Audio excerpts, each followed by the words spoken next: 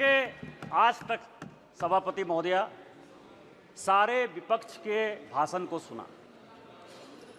सारे विपक्ष के भाषण में असत्य, गुमराह करने वाले तथ्य, निराशावादी, डर और डर की जो पराकाष्ठा हो सकती है कि डर के आगे कुछ नहीं है, हम कभी जीत नहीं सकते, उस तरह के भाषण को देखा।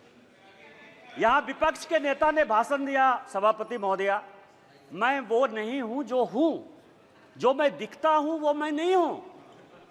पिछले बार मैंने कहा था कि यहां प्रेत आकर भाषण देके चला गया। इस बार जो मुझे लगा उनके भाषण से कि एक फिल्म हमने देखी थी मिस्टर इंडिया, अनिल कपूर जो है किसी को दिखते नहीं है, फिर दिख जाते हैं। यदि लाल जो है कहीं दिखाई देगा तो वो मिस्टर इंडिया के अनिल कपूर हैं, जो दिखते हैं वो नहीं दिखते हैं, जो दिखते हैं वो नहीं दिखते। विपक्ष का क्या डर है सभापति महोदया, ये आप समझिए। गॉस्पेल ट्रुथ के आधार पर असत्य को सत्य बनाने की कोशिश कर रहे हैं।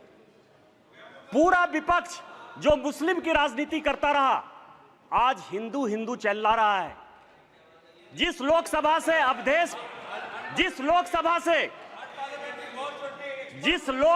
से अवधेशपासी एमपी है, उसका नाम फैजाबाद है। किसी ने फैजाबाद नहीं कहा, सबने अयोध्या कहा। यही भारतीय जनता पार्टी की जीत है, यही मोदी की जीत है। और मैं प्रधानमंत्री जी को बधाई देना चाहता हूं, धन्यवाद देना चाहता हूं। रामायण की एक चौपाई है कि राम रमापति करधन लेहु, खैंचत चाप मिटई संदेहु। उन्होंने पूरे देश को यह मैसेज दे दिया कि यह देश हिंदू है, हिंदू राष्ट्र है और मुसलमान के नाम पर कोई राजनीति नहीं हो सकती है। फैजाबाद का नाम अपोजिशन के किसी आदमी ने नहीं लिया। क्या सत्य है? इन्होंने कहा हमारे ऊपर ईडी आ गई, हमारे ऊपर सीबीआई आ गई, हम किसी से नहीं डरते। आप वहां चले गए, बांसवाड़ा चले गए, आपने क्या भाषण दे दिया, क्या जीत गए? मैं एक ऐसा शख्स हूं, अखिलेश जी सुनिए आराम से, मेरे ऊपर कांग्रेस और जेएमएम ने 44 केस किए। मेरे 80 साल 85 साल के माँ पिताजी के ऊपर केस हुए। गैलरी में मेरी वाइफ बैठी हुई है, मेरे बच्चे बैठे हुए हैं, उनके ऊपर केस हुआ। भाई के ऊपर केस हुआ। और सरकार ने आरटीआई मैंने मंगाया है, 10 करोड़ रुपया हाई कोर्ट और सुप्रीम कोर्ट में मेरे से केस लड़ने के लिए किया। मैं जब चुनाव लड़ने के लिए गया, राहुल गांधी जी की यात्रा हुई, मल्लिकार्जुन खड़गे का 2 कार्यक्रम हुआ, प्रियंका गांधी जी गई, उन्होंने कहा कि मैं चैम्बर में बैठा रहता हूं, और मैंने कहा कि मैं मोदी का सिपाही हूं, मैं भारतीय जनता पार्टी का सिपाही हूं, और मैंने वचन लिया, प्रण लिया कि मैं जनता के पास वोट मांगने नहीं जाऊंगा। 2 मार्च को पार्टी ने मेरा टिकट अनाउंस किया। 2 मार्च को मेरा चुनाव 1 जून को हुआ। 90 दिन के पूरे कैंपेन में मैंने जनता से वोट नहीं मांगा और मैं यहां पार्लियामेंट में जीत कर आया, आपको हरा कर आया हूं।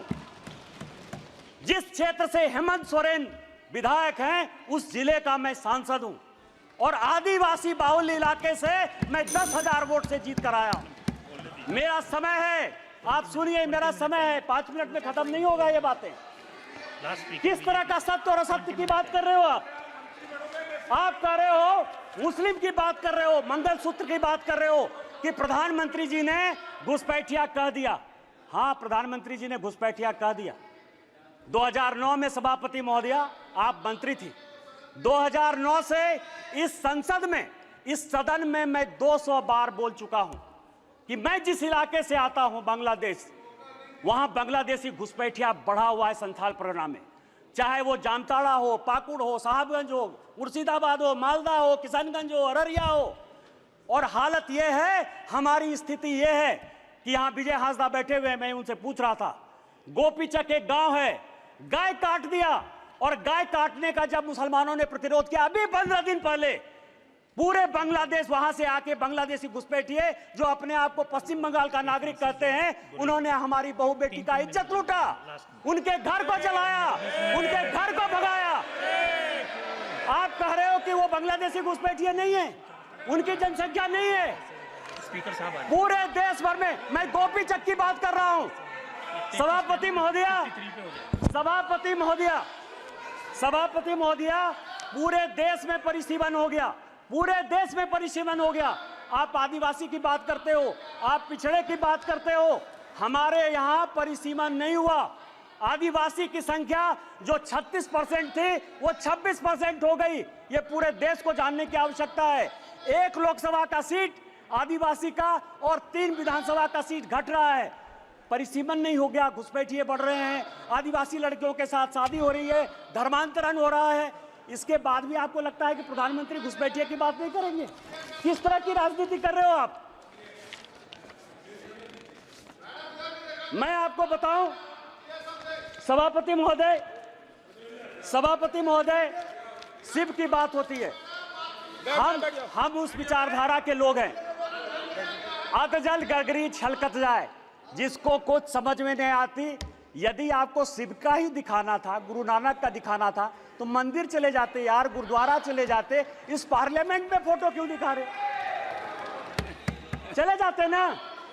और जिस अभय मुद्रा की बात कर रहे हैं, मैं ब्राह्मण हूं और मुझे गर्व है कि ब्राह्मण हूं। जिस अभय मुद्रा की बात करते हो, भगवान शंकर को 4 हाथ है, 4 हाथ है, 1 हाथ नहीं होता है। और हस्त मुद्रा में ऐसे भी हाथ है, ऐसे भी हाथ है, ऐसे भी हाथ है, 28 मुद्राएं हैं। और 28 मुद्रा क्या है जो माननीय मोदी जी कह रहे हैं, ये सबको जानने की आवश्यकता है। एक मुद्रा वो है जिसके हाथ में डमरू बजा हुआ है। डमरू मतलब स्टार्ट करिए, प्रकृति को स्टार्ट करिए, जीवन को स्टार्ट करिए, गरीबों के लिए काम करना स्टार्ट कीजिए। दूसरे हाथ में क्या है? डिस्ट्रॉय करना, अग्नि है भगवान शिव के हाथ में। वो ये कहता है कि जो भ्रष्टाचारी है, जिसने जनता का पैसा लूटा है, उसको जेल भेजिए। तीसरा हाथ है जो ये कहता है कि जनता को खाना खिलाइए। और चौथा हाथ है कि कभी भी विकसित भारत के लिए, भविष्य के लिए, इंसॉल्वेशन के लिए, ये भगवान शिव हैं। आपको यदि धर्म नहीं पता है यार, कहां से धर्म के बारे में पता करोगे? त्रिशूल जो है भूत, भविष्य और वर्तमान की व्याख्या करता है, इसीलिए वो त्रिशूल है। और हमारे प्रधानमंत्री भूत, भविष्य और वर्तमान को देखकर विकसित भारत के संकल्प के साथ आगे बढ़ रहे हैं, इसलिए ये बात आपको समझ में नहीं आएगी।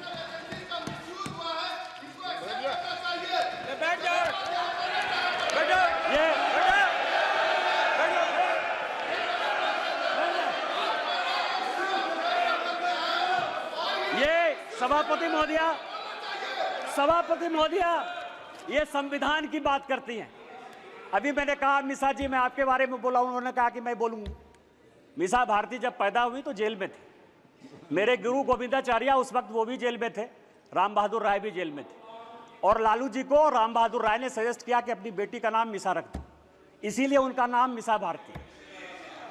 जिस किताब का विमोचन राहुल गांधी ने किया, MK स्टालिन की आत्मकथा का, उसमें सबसे बढ़िया टॉपिक क्या है सभापति महोदया पता है?